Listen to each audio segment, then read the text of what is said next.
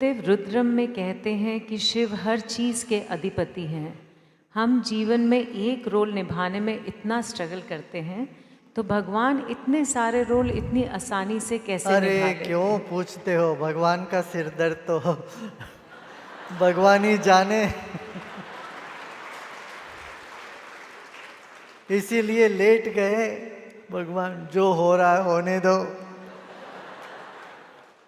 और जहां भगवान को खड़ा किया उनको आंख बंद करवा दिया, पूरा उनके वो त्रिपुंड लगा दिया। भगवान आप आंख बंद करके देते रहो, हम लेते रहेंगे। बालाजी का देखा ना, आंख बंद है, पूरा आंख भक्तों ने पूरा उनको त्रिपुंड लगा के आंख बंद करवा दिया।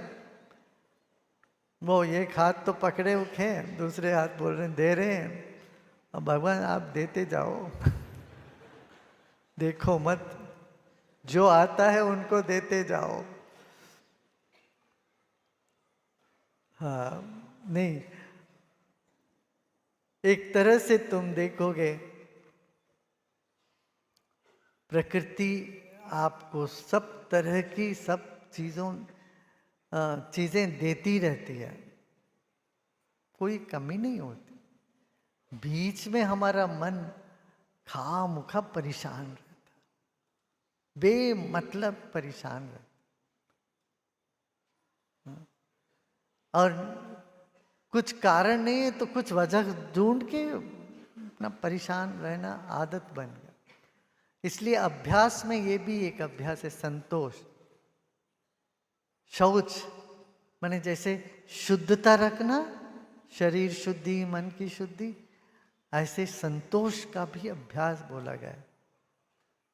Containment is also a practice, you have to practice, you know. Otherwise, you see, discontent just comes like a small, a little smoke, and then it engulfs your whole mind. कहीं अंदर से मंडराता हुआ थोड़ा सा धुआं सा निकलता है, जो डिससैटिस्फैक्शन है। फिर तुमको पता ही नहीं चलता कैसे तुम फ्रस्ट्रेशन में आ जाते हो। Suddenly, you find yourself sucked into frustration. But it starts as a small fire, a small spark somewhere.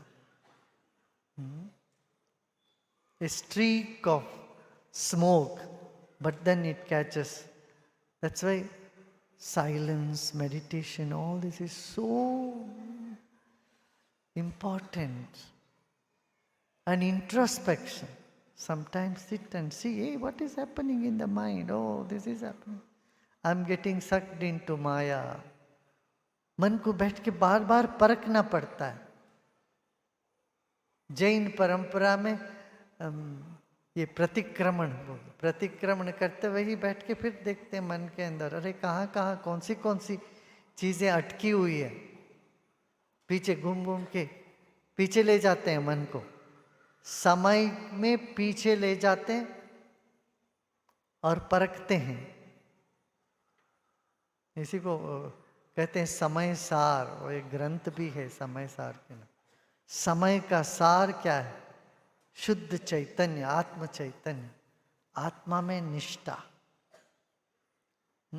उसमें ये सब तरह के, कभी शोक आया, कभी दुख आया, कभी किसी तरह के मन में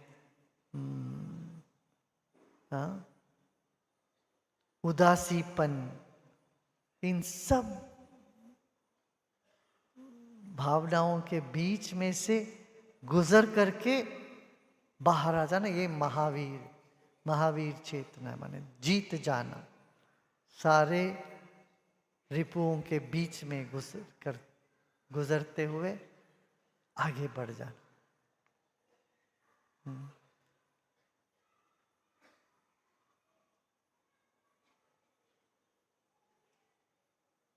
वो एक बहुत सुंदर एक वो भी है, श्लोक भी है।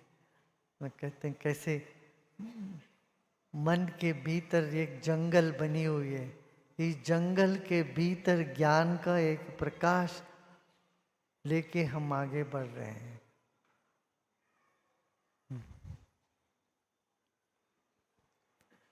गुरुदेव, अंतेवासी किसे कहते हैं? क्या जमाने से दूर जाना ही अध्यात्म है? जमाने से दूर नहीं जाना है, मन को जमाने को घर नहीं करवाना है, मन को खाली रखना है।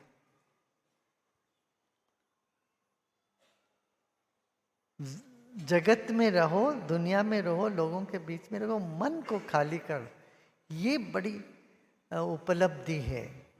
वैसे सब छोड़ छाड़ के भाग जाते हैं, कहाँ भागेंगे? बाकी लोगों से तो भागेंगे, मन तो साथ में ही घूमता है ना। फिर मन से भागोगे कहाँ? मन तो रहेगा, फिर वही मन तुमको नचाएगा। इसलिए मन को बार बार खाली करना, वो सत्संग से, अच्छे लोगों के साथ बैठने से, सद्विचार सुनने से ये बदलता है। इसलिए बार बार कहा गया ध्यान करो। मान लो तुम्हें ध्यान में नहीं रहता, अच्छा कम से कम बैठ के सत्संग करो। सत्संग माने बैठ के सिर्फ भजन करना ही नहीं है। सत्संग माने बैठ के लोगों विचार करना है, क्या नित्य है, क्या अनित्य, क्या परमानेंट है, क्या टेम्पररी है, क्या और मुश्किल से मुश्किल के समय पर भी अपना श्रद्धा, अपनी भक्ति को बनाए रखना, ये बहुत बड़ी बात। ये उपलब्धि, असली उपलब्धि है ये। और सब ठीक रहेगा तो हम बहुत भक्त हैं कहना कोई बड़ी बात नहीं है। चीज़ें गड़बड़ होने लगती तब भी हम कहना नहीं, हमारा सब ठीक होगा ही। हाँ? इस तरह की जो एक दृढ़ निश्चय है, विश्वास है, वो सत्संग के जरिए, विचार के जरिए होते हैं। और ये सब व्यवहार में विचार होता है, और ध्यान में कोई विचार नहीं। अब बैठ के विचार नहीं करते रहना, सब विचार, सब तरह के विचार छोड़ना ध्यान है। कई लोग कहते हैं ध्यान में तो बहुत अच्छा लगता है, मगर हम संसार में आते ही, ध्यान खोल के बाहर आते ही हमारे झंझट शुरू हो जाते। अरे विचार तो रखो, तब विचार ऐसे एक फिल्टर बन जाता है फिर, है ना। झंझट जो भी है वो तुम्हें, वो झंझट से तुम अछूता रह जाओगे।